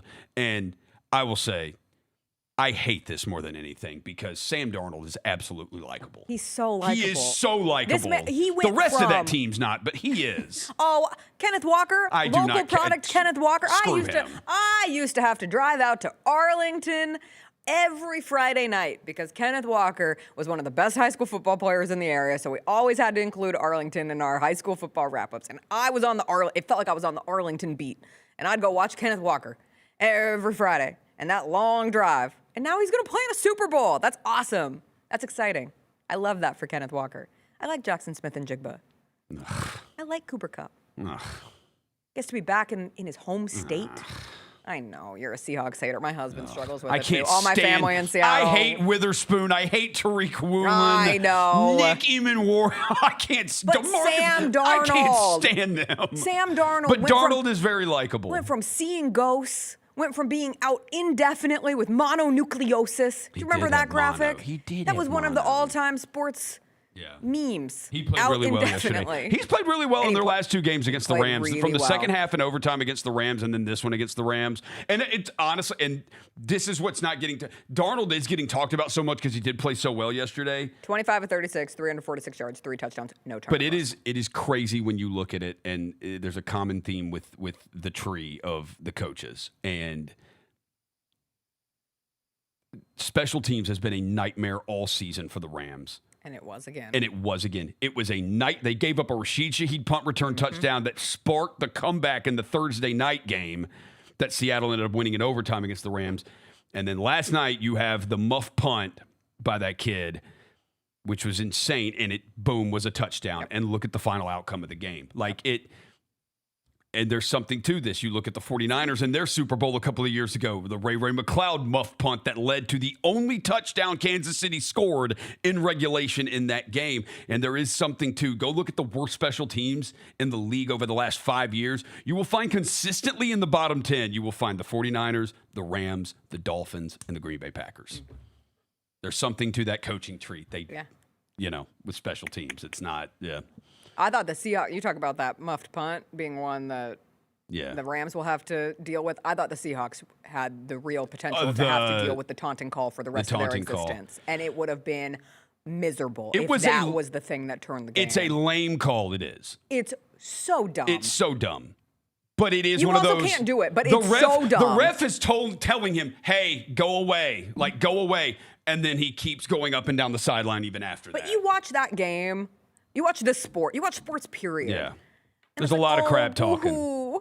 Did That's all somebody it say is. the F word? Yeah. Oh, did somebody say Well, something mean? I just think he's just a total scumbag. No, he had a funny response on social media because he tweeted no more taunting penalties, and then he included a cute little creature gif that said, I'm sorry, do you still love me? And then he answered that tweet and he said, no cap, high intense game, and when you're in the zone and balling with your bros, sometimes you black out. When you're in the zone and balling with your bros, sometimes you black out. I get that. And we see it all the time. It's very irresponsible of him. It wasn't. It was almost a disaster. And then hopefully they lose the Super Bowl and he never Oh, lives it you're down. a hater. Who do you want to win the Super Bowl then? The Patriots. Really? Yes. All of a sudden, I realized my hatred of the Kansas City Chiefs isn't as deep as I thought that it was. Oh, I mean, a Chiefs Seahawks Super Bowl, and I don't know if That's your nightmare. I don't know if I would watch it.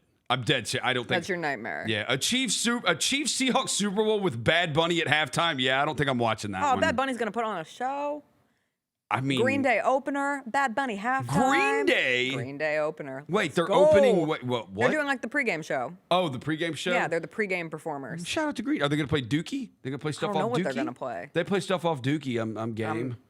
Amp. That's my childhood. Green Day. I know. Yeah. I stayed up until 1 a.m. to watch Green Day at Coachella this year on the live stream. Yeah, but you're I more realized like how much I still you're love more Green Day. American idiot Green Day. Yes, I am. I'm American idiot Dookie Green Day. That's fine. Yeah. We can all be. They Green span Day. generations. Shout out Billy Joe Armstrong. There was a NFL graphic from the start of the season that had like 32 teams. I saw this. It's And like Darnold and Drake May are Barkley, right there at Purdy, the front. And who's at the front? Yeah. Who's at the front? Oh, yeah. It's Drake May and Sam Darnold. And I've already gotten the people like, how are you going to fit? Because the Seahawks get to be in the Niners locker room again. Like they get the home locker room. They're like, how do you feel about the Seahawks winning the Super Bowl in your home stadium? I'm like, it's not the same as if this was at Candlestick Park. Like that stadium sucks. There's no character to it. It's just blah. Like I don't feel a way about our home stadium. It's fine. I've never been there, but like I follow a bunch of 49er people. No 49er fan likes that stadium. No 49er fan likes that stadium. No. So there's no character to it. It's not Candlestick Park. I would feel horrible if it was Candlestick Park. Yes. Did you watch? Screw the Seahawks. Did you watch the man climb the big building? So that gives me real anxiety, especially the part where he just starts hanging on with his feet and his arms are off the thing at like the top, and I just don't want to watch that, so I never turned it on. Yeah, so I did end up watching Yeah. the man climb the skyscraper in Taipei. Alex Honnold climbed a 101-story building in Taiwan. No ropes, no harness, no safety equipment. Climbs the Taipei 101 skyscraper, which was formerly the world's tallest building. It got beat out by the one in Dubai that was built like 15 years ago. But it's 1,667 feet tall, and that is Alex Honnold from the tippity-toppity of it after he climbed the entire thing on Netflix. I am telling you, Roser, I got bamboozled into watching this. I turned on Netflix. My husband was like, let's just see what it looks like. And next thing we knew, we were watching over an hour of this man climb up this building, and I could not turn away, and I felt sick. Yeah. I felt disgusting that I couldn't turn away. It felt really weird. Like there's something pathological about watching a man climb a building. Although you do think to yourself, surely this is on Netflix, and they would not let him do this if they were not pretty close to certain. You can never be certain about something like that. It's a Daredevil-esque activity, but they have to be pretty damn certain that this man is not going to fall, that he is built, that he is trained, that he is the best in his sport. And he is the guy who I first came to know Alex Honnold from Free Solo, which won Best Documentary at the Academy Awards when he climbed, El Capitan in Yosemite. So he climbed that without any equipment. He's one of the world's greatest climbers, from being a rock climber to now climbing buildings as well. He just likes to climb stuff. I'm familiar with his work. And I knew rationally that he would be prepared for it, that Netflix would be prepared for it, that they wouldn't let this go up if they thought there was a real chance that it would go awry. And yet you watch that entire thing and you're like, oh my God, what would happen? Yeah. Because he's climbing with his feet at times. Yeah. He's hanging by the little parts of his fingers. Okay, so How much do you think this guy makes? So here's the crazy thing. He was asked about how much money Netflix paid him for this event. And the exact words that he used was embarrassingly small.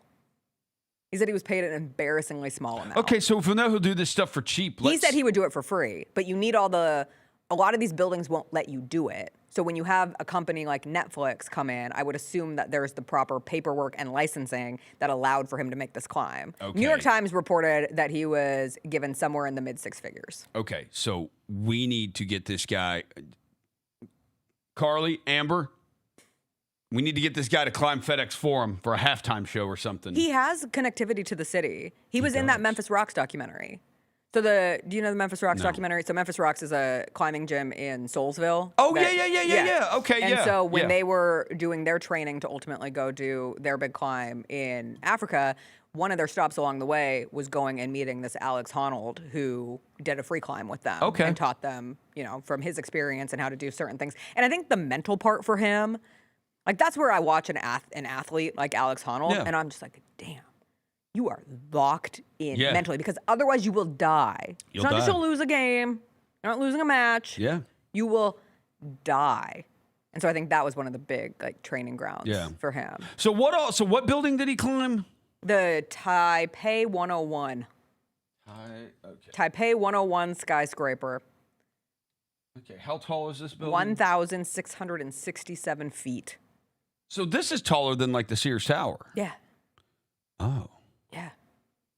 But this clearly has things you can just grab onto. This is like taller than the World Trade Center was. Yeah, but there's like a section of it that are these, because it's like you aesthetically built. You can grip it. There's bamboo boxes, or they're made to look like bamboo boxes, and so that was a really tricky part within the climb. But there were different levels where he could take not a break, but like a breather before going into the next segment. His wife was also there. He has 2 kids. Men are crazy. How long does he, I wonder how long it takes him to like study a building to decide if I can do this or not. I don't know. That's a good question. Like, because you have to learn everything about the outside of the building to decide if you can actually do this. I would assume that there are, I don't know, things that you mimic in your training. Like, oh, I know this part of the building is going to be a tricky challenge. Right. And then at the top, they finally get to the last segment, which is like the spire to get to the top. And they had a ladder because there's nothing that you can climb on it. There's nothing you could grab onto. Birds can't even land on it. So they just put a hanging ladder. I'm like, couldn't they have done a stable ladder? That hanging ladder was flowing in the wind. Yeah. It was a windy day. And then he finally got up there, and he didn't have an earpiece his earpiece went out, so they couldn't communicate for the interview at the end. I was like, oh, this is a broadcaster's worst nightmare. Yeah. Elle Duncan, I think that was her first gig she was for doing Netflix. it? Okay. Yeah, she was doing it. I was like, oh, it's a nightmare. She can't even hear. He can't hear her. He can't hear her. She kept trying to go back with him. No, nothing just a there. debacle. It was a bit of And then she has to turn to the camera and be like, still an incredible feat by Alex. Exactly. What's his last name? Honnold. By Alex Honnold here. Who would have thought live on Netflix? An climbing the Taipei feat. 101 skyscraper. You know what? You actually did it perfectly. And then at the end, she did like a little salute. And I was like, oh, I would do that. No, we've all seen when live TV goes awry. Like, oh, this just went a little not as expected. Yeah, and you got to wait a second because it always can take Alex or whoever the guy on the scene is, this case Alex, it can take him a second to hear you. So there's always that dead period. And then you have to realize, oh, no, he can't hear me. So now I've got to adjust. I saw Brent Rooker ask the question, like, is there any other active athlete currently better at their sport? And the first iteration of the question was, is there any active athlete currently better at their sport than Scotty Scheffler or Shohei Ohtani? Because Scotty Scheffler won his season debut. Right. Chalk up another win for him. And then he followed it up by asking, are there currently any other active athletes better at their sport than Scotty and Ohtani? And he set it up for, I think it might be Alex Honnold and Katie Ledecky. Like, those are probably your 2 answers. Yeah, I mean, because it has to be a very individual sport. Yes. And baseball, while you do play on a team, it is very much individual. You are one-on-one against a pitcher. Or if you're a pitcher, you're one-on-one against the batter. So, whereas basketball, like, you do play with other guys on the court. And, because I would have said the basketball would be Jokic to me. That was my first thought. Yeah, Jokic is. He's insane. We don't have it in football right now. I think 2 years ago you would have said Mahomes. Yeah, football, you don't have it because Mahomes is not even their last Super Bowl, they won with defense. They don't win with offense. They've won with defense. He has not shown that when he has that he is able to elevate and put forth these monster numbers when he does not have elite talent around him. As Kelsey has started to decline a little bit, the other players have not. Whether it's Rashee Rice is not shown to be an elite player, or Xavier Worthy's not shown to be elite. They're solid, but they're not awesome players in this league, all pro level players in this league. And so the Chiefs have not been a great offensive team. They've been winning with defense. All right, what did you watch this weekend? Wait, one quick thing. What? Sonic Chat giveaway. Oh, we got to do a Sonic Chat Every giveaway? Monday, we're giving you a chance to win free Sonic, and that's today. Today is Monday. Just hit the link pinned in the YouTube chat to enter for a Sonic gift card. Jump into the chat, hang with us, and maybe eat free Sonic too. You want to know what would make my snow day better? Free Sonic. So go win your Sonic gift card. Yeah. And enjoy the Sonic. Okay, what did you watch? I watched 2 things. 2 things? And I plan on watching another movie tonight, too. I'm going to try to do this. I did this several years ago. There was like a 2-year span where I tried to watch the majority. Every Academy Award. I tried to watch at least like get to see half of them, because now they nominate 10 movies and it's tough. But like when I had like 5 of them, it was easier to do. I do it every year. But I did it like 2 years in a row where I got I got the majority of them I watched, and I haven't been able to do it in forever. But I started it the other night. I finished Task finally. You did. I was dead on. At the beginning, I said, this show feels like a cross between Ozark and The Town. And it was. And then at the ending with the money thing, I was like, oh my gosh, this is The Town. This ends a bunch of white trash. Yeah. This is Ozark. And great accents. It is random accents. Yes, random accents. We were just trying to recreate the Task accent over the weekend. That's funny. So going around the tone. But it's great, and they're going to do another season, aren't they? Yeah. They are doing another season. It's great. I've caught up on the Pitt. I'm on the Pitt season 2. Also great. I think so too. People are being haters of the Pitt. The Pitt's amazing. We'll hold this for tomorrow in case you're back. In case for I'm TV back. Tuesday. Yeah. In case I'm back for TV Tuesday. And then I watched One Day After Another. Oh. I have heard amazing things about this. Very Tarantino kind of movie. It feels like a Quentin Tarantino movie. A little bit. Yeah, just kind of how it's shot, how the characters are. Tiana Taylor, absolutely amazing. Yes. Sean Penn, where the hell has that guy been? He is amazing also in this movie. He is an incredible actor, Sean Penn. He's one of the all-time greats. Yeah. He's one of the all-time greats. He is one of our greats. When you look at all the characters that guy has played over the years, Sean Penn's one of the all-time greats. Benicio del Toro was really good. The whole really cast. good. Chase Infinity. Yes. Stand out. DiCaprio was annoying as hell. I thought Leonardo DiCaprio was the weakest of. I didn't think he was annoying. But he gave off not quite Tom Hanks in the Elvis movie annoying vibes. Oh, wow. But DiCaprio was pretty annoying. I liked it because I thought his character was annoying. So I thought it was a good performance. I guess he is annoying because he's he's paranoid and all that. And he's also a little useless. Yeah, he is useless. Yeah. So, but he kind of annoyed me. But I guess when you put it that way, he's supposed to be annoying and he's paranoid, so it makes sense. But yeah, I said 4 out of 5 stars on that one. Nice. 4 out of 5 stars. Oh, good. So Plan good start. to try to watch Sinners tonight. You haven't seen Sinners. Not seen Sinners. I haven't watched any movies. Be very curious what you think. Yeah, I'm like really jazzed up about this year's set of movies. Like I have 5 movies that I gave between 4 and 5 stars that I've seen so far. Yeah. And I still have a handful to watch. But between One Battle After Another, Sinners, Marty Supreme, Hamnet, and then I watched Sentimental Value over the weekend. Yeah. All 5 wildly different movies. But for me, they each represent like why I love movies. Yeah. They're so different. They are not movies for everyone, which is interesting, but they are all movies for me. Like I genuinely love from the exciting, I don't even know how to describe One Battle After Another, but the anxiety-inducing pieces of Marty Supreme. Sinners is basically a horror musical, which is right up my alley. And the dance scene from that is one of my favorite scenes made in cinematic history. And then Hamnet like tore my soul out, and 2 great performances from Jessie Buckley and Paul Mescal. But then watching Sentimental Value, I was like, that's a film right there. So you would. I really don't think you'll like it if you end up watching all of them. It's primarily in Norwegian. Okay. So it's a lot of subtitles. Little English sprinkled in. Elle Fanning is in it. I don't. Stellan Skarsgård. I don't know who those people are. You don't know who Stellan Skarsgård is? I know the Alexander Skarsgård. Stellan's his dad. Okay. Oh, Stellan is a guy. Yeah. Oh, okay. Yeah. No, I mean that's fine. Did you watch Chernobyl? No. I feel like you would like Chernobyl. Yeah, I probably would. I feel like I've probably seen some of these people. Like if you showed me a picture of them, I Yeah. would probably know who they are. You watched Dune, right? No. Okay. No. I told you I've not watched movies. Like I know, but every now and then there's like if I had thought of a movie that you maybe watched over the last 4 years, I think Dune would have been the in that list. last movie I saw in the theater was Oppenheimer. Okay. That's the last movie I saw in the theater.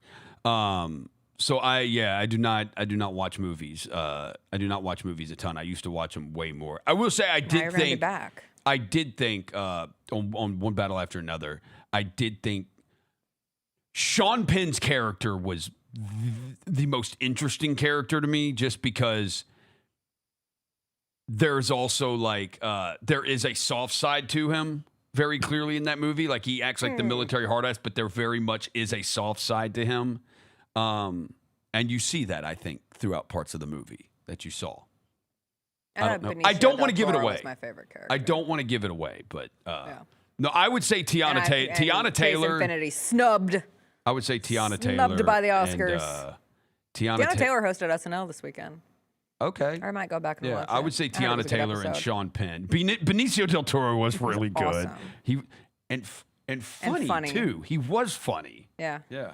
He All was right. funny. Thanks everyone for joining us on this non-snow day. Be safe. Be warm. We'll be back tomorrow. Hopefully we're talking about a Grizzlies game. Yeah. We should be. Yeah. Grizzlies Rockets in Houston. Feels like we entered a weird time port. It's like there was a game yesterday that just didn't exist. Yeah. I'm still thinking about that movie. Yeah, see, it's one that sticks with you. No, the daughter gave me, what would you say her name is? What's her name? Chase Infinity. Yeah. She gave me like Kill Bill vibes. Like a trained the trained killer came out in her of like who your parents are came out in her towards the end of that movie. But then she also had a soft side too. But yeah. All right. It's a good movie. I love Film Roser. Yeah. All right. I'm Everybody, versatile. we'll see you tomorrow. Gary Parrish Show up next. Chris Vernon Show live today as well. No odds couple today on Grind City Media. It's the only one that won't They're be allowing playing. me to at least go home They're a little letting early. Roser try to get home. All right. We'll see everybody.